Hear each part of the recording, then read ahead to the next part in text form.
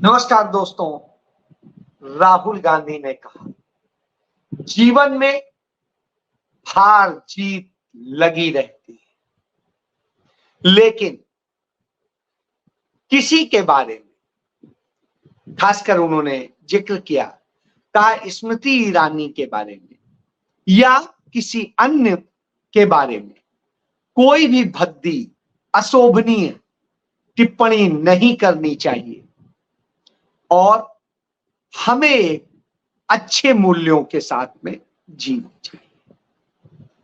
राहुल गांधी ने ये सब जब कहे उस वक्त इसलिए क्योंकि स्मृति ईरानी चुनाव हार चुकी है अमेठी से। उनसे नियम के तहत बंगला वापस लिया गया है। बंगला छीनने के बाद लोग उन्हें ट्रोल कर रहे थे और क्यों ट्रोल कर रहे थे पहले इस पर बात करूं।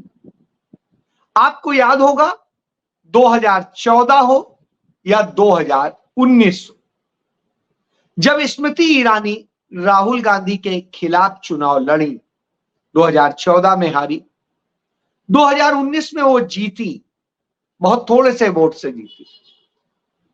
और उसके बाद में उन्होंने जिस तरीके से राहुल गांधी, गांधी परिवार और इन सब पर हमला किया, श्रीमती सोनिया गांधी के लिए संसद के भीतर जितने गंदे ढंग से शब्दों का इस्तेमाल किया, उन सबको लेकर के निश्चित रूप से हर किसी के जो संवेदना जानता है, जो संस्कार जानता है, जो तमाम तरह की सभ्यता जानता है, उसको खराब लगा। उसे लगा कि किसी महिला को क्या इस तरह की भाषा का इस्तेमाल करना चाहिए। मैं महिला इसलिए कह रहा हूं क्योंकि महिलाओं से एक उच्च आदर्श की उम्मीद की जाती है। महिला घर बनाने वाली होती है, उसे होम मेकर कहते हैं। वो बच्चों का भविष्य बनाती है, तो वो चाइल्ड मेकर भी है और वो एक पूरी दुनिया का निर्माण करती है। उसके संस्कार, उसकी सभ्यता, उसकी शिक्षा, उसके तमाम तरह के आचरण को बनाती है। तो इसलिए मां जो सबसे पहली शिक्षक होती है, वो अहम होती है और वो नारी होती है। इसलिए मैं कह रहा हूं एक महिला को इस तरह के शब्द नहीं इस्तेमाल करने चाहिए। जब राहुल गांधी को मानहानि केस में सजा हुई, अवैध तौर पे हुई, न्यायिक तमाम कमियां थी, उसके बाद हुई और उसके बाद उनकी सदस्यता रद्द की गई, उनसे बंगला छीना गया। और छीना इसलिए कह रहा हूं क्योंकि वास्तव में एक वक्त होता है कि आप उन्हें अपील के मौके पे जाने देते, उस पर क्या होता तब आप करते, लेकिन अपील पेंडिंग रहते ही बंगला छीन लिया गया। मतलब इंतजार भी नहीं किया। स्मृति ईरानी के साथ ऐसा नहीं हुआ। तो जब सेम डे इस तरह के आर्डर होते हैं तो निश्चित रूप से लगता है। तो स्मृति ईरानी तमाम तरह से राहुल गांधी के लिए जो शब्द बोल रही थी, जो शब्दावली इस्तेमाल कर रही थी, वो कोई भी व्यक्ति देखता तो नफरत से बुझी हुई एक गंदी भाषा में, एक गंदे अंदाज में थी। लेकिन राहुल गांधी ने कभी आज तक स्मृति ईरानी पर ना अच्छा ना बुरा कोई कमेंट नहीं किया था। आज पहली बार उन्होंने जब कमेंट किया तो उस कमेंट में उन्होंने लिखा इस बात को कि winning and losing happens in life, I urge everyone to refrain from using derogatory language and being nasty towards Srimati Smriti Irani or any other leader for the matter. अब आप that matter, अब आप इससे समझ सकते हैं कि वो राहुल गांधी हैं। उन्होंने कहा किसी को ह्यूमिलेट करना, किसी को इंसल्ट करना, ये सब हमारी कमजोरी की, वीकनेस की निशानी है, और ये हमारे पूरी तरीके से एक गलत है। तो राहुल गांधी ने इतनी बड़ी बात समझाई कि एक कमजोर और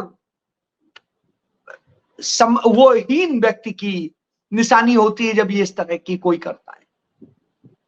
इस तरह की हरकतें स्मृति ईरानी जरूर करती थी। राहुल गांधी ने पहली बार स्मृति का नाम लिया तो यह कहा कि नहीं, ऐसा नहीं करना चाहिए, और उसके लिए विनती की।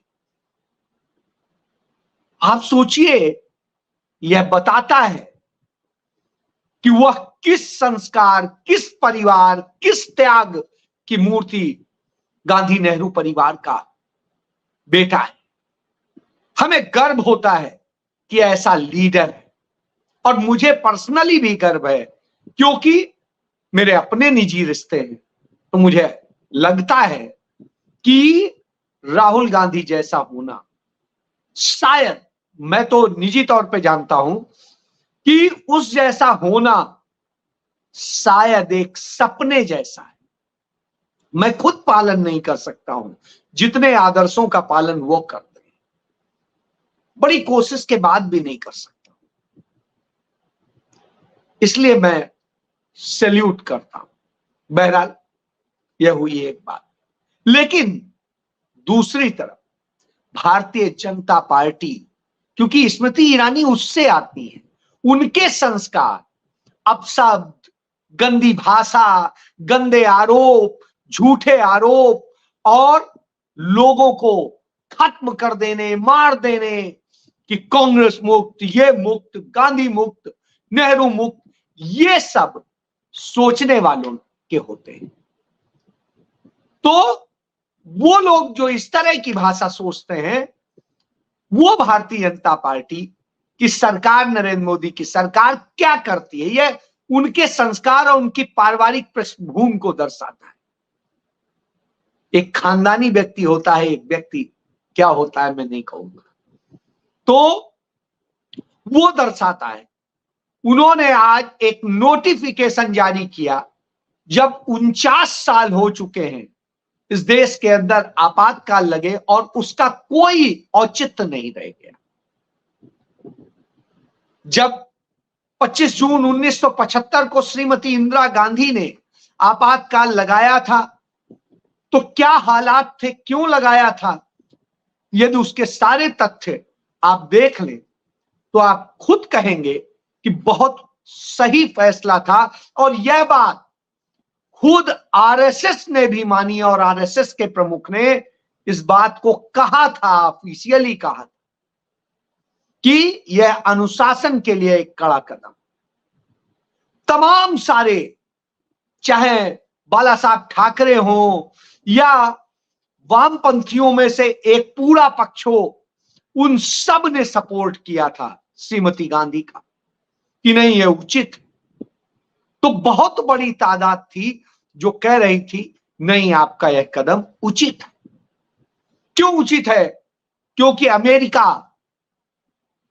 राष्ट्रपति निक्सन जिस तरीके से भारत में उन्होंने गद्दारों की फौज तैयार की थी, जो उनके लिए काम कर रहे थे, सीआईए एजेंट थे, वो तमाम विपक्ष के तमाम नेता, उनके खिलाफ सारे सबूत थे कि वो किस तरह से देश के अंदर विद्रोह कराना चाहते हैं और न जाने क्या क्या झूठ बोल करके और सब कुछ किया जा रहा है।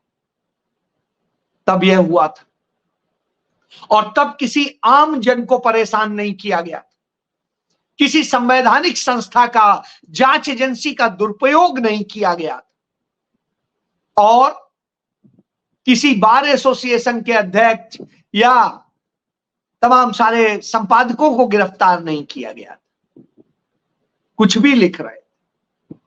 लेकिन आज जब वो उस आपातकाल को लेकर के, जिसके कोई आवश्यकता नहीं है, जिसे उस समय संविधान के तहत, संविधान में किए गए प्रावधान के तहत लागू किया गया था, कैबिनेट ने पास किया था, लोकसभा और राज्यसभा ने पास किया था, राष्ट्रपति ने मंजूरी दी थी, उस आपातकाल को लेकर के तमाम बातें कहते हैं। उसे यह मान सकते हैं कि एक ज्यादा ताकत के साथ में उसे इंपोज किया गया, यह तो कह सकते हैं, लेकिन उसे न संविधान के खिलाफ कह सकते हैं न कुछ कह सकते हैं।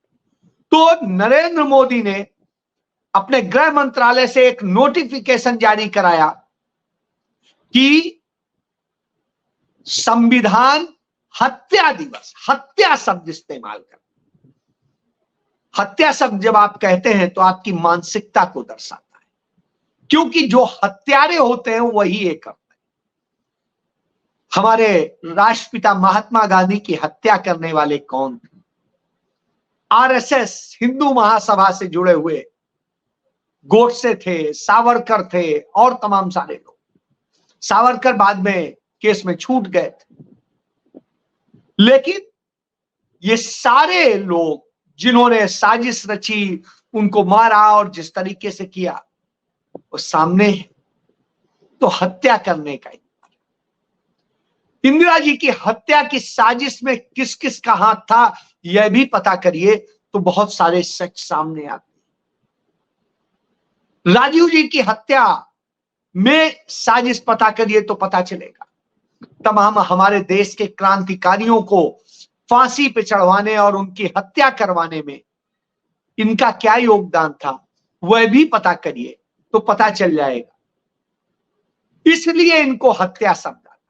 इसे यह कह सकते थे कि अब ऐसा नहीं होगा तो संविधान संरक्षा संकल्प दिवस करते, वह नहीं कर रहे, हत्या शब्द इस्तेमाल कर।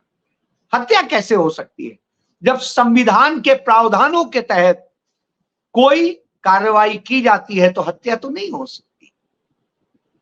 हत्या वह होती है कि जब आप कुछ नए कानून इंपोज करते हैं और उन कानूनों के तहत, नए बनाए कानूनों के तहत विपक्षी नेताओं को जेल में डालते हैं, उन पर झूठे केस रजिस्टर करते हैं, उन्हें परेशान करते हैं और जो बोलता है सच बोलता है उसे आप गिरफ्तार करते हैं, बगैर वारंट के गिरफ्तार करते हैं।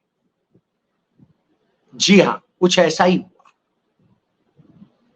चाहे तमाम विपक्ष के नेता, उनको गिरफ्तार करने के लिए पीएमएलए एक्ट में स्पेशल प्रोविजन करके, कानून को बदल करके आपने गिरफ्तारी के काम शुरू किए।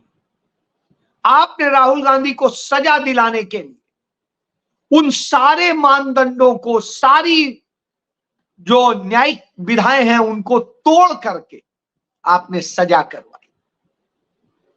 आपने जिस तरह से अपने कार्यकर्ताओं के जरिए उनके खिलाफ तमाम मुकदमे दर्ज करा रखे, आपने जिस तरीके से उन्हें मुकदमे में फंसाए रखने के लिए ट्रायल नहीं कराते हैं, दूसरी प्रक्रिया नहीं कराते हैं, क्यों? क्योंकि वास्तव में आप झूठ बोलते हैं। और इसी तरीके से चाहे हेमंत सोरेन हो, चाहे भूपेश बघेल हो, चाहे इतने तमाम सारे, चाहे अशोक गहलोत हो, इन सब के यहां आपने छापे डलवाए, सबको परेशान करवाया। उन किसी के भाई को, किसी को परिवार के सदस्य को, किसी के रिश्तेदार को, किसी कहीं पर। आजकल अभी आने वाले वक्त में हरियाणा में चुनाव है तो हरियाणा में ईडी के छापे पड़ रहे, कर्नाटक में पड़ेंगे, पड़ रहे हैं, महाराष्ट्र में पड़ रहे हैं, जहां जहां चुनाव, झारखंड में पड़ा। क्यों? क्योंकि जहां चुनाव होंगे वहां उनका इस्तेमाल होगा, वो आप करते हैं। यह संविधान की हत्या है। संविधान की हत्या है जब आप जम्मू कश्मीर बार एसोसिएशन के अध्यक्ष को गिरफ्तार करते हैं, अवैध तरीके से करते हैं, बगैर वारंट के करते हैं। और जब उन्हें आप करते हैं तो निश्चित रूप से यह आता है कि आप कौन से कानून का पालन करें। सच कहने की सजा दी जा रही, वकीलों को गिरफ्तार किया जा रहा है। शायद यही वजह थी कि आपने संवैधानिक संस्थाओं को गुलाम बना के रखा और उन्हें, संवैधानिक संस्थाएं हो, जितनी एजेंसियां हो, जांच एजेंसियां, उन सबको गुलाम की तरीके से आप इस्तेमाल कर रहे हैं, तब संविधान की हत्या होती, तब मौलिक अधिकारों की हत्या होती, और वो हत्याएं आप कर रहे हैं। तब याद आता है कि आखिर ऐसा हुआ क्या है। तो तमाम मैटर सब जुडिस हैं, तमाम अदालतों। क्यों? क्योंकि संवैधानिक संस्थाएं आप अपने हिसाब से चलाते हो, अपने ढंग से जब करते हो तो यह होता है, जिसमें कि आप अपने पाप को छिपा लो। यह देश महंगाई से जूझ रहा है, बेरोजगारी से जूझ रहा है, अग्निवीर एक बड़ी समस्या है, तमाम पेपर लीक हो रहे हैं, तमाम और समस्याएं, इन सब पर चर्चा वह आप नहीं चाहेंगे। बेरोजगारी 9.2% की दर से सालाना बढ़ रही है। इतनी तेज स्पीड में बढ़ रही हो तो इस देश के प्रधानमंत्री को नींद नहीं आनी चाहिए, कहीं जाना नहीं चाहिए, सिर्फ इसी पे लगना चाहिए। हमने अभी हाल के दिनों में देखा कि जब कुछ एक प्राइवेट कंपनी में इंजीनियर के एक पोस्ट के लिए, जो है 15 पोस्ट के लिए विज्ञापन निकला, तो हजारों बीटेक स्टूडेंट्स जो है, मतलब डिग्रीधारी, वहां इंटरव्यू देने पहुंचे। हजारों, सैलरी कितनी? 15 से 20 हजार।